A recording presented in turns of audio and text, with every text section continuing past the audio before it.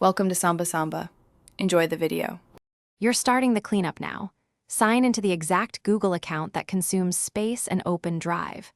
Once done, switch to the storage view and sort by largest first so you attack the biggest items immediately.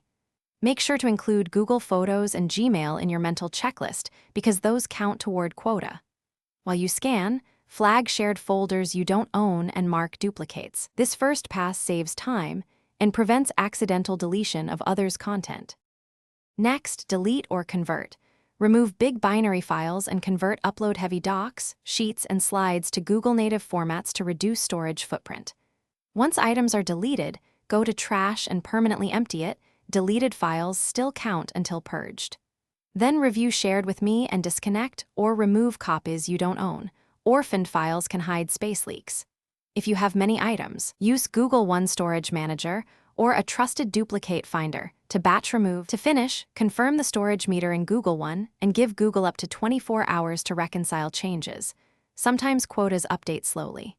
If numbers don't move, inspect Gmail for large attachments and Google Photos backups that persist. Delete or export what you no longer need. If the problem continues, sign out and back in, or use an incognito window and clear cache to force a fresh account view.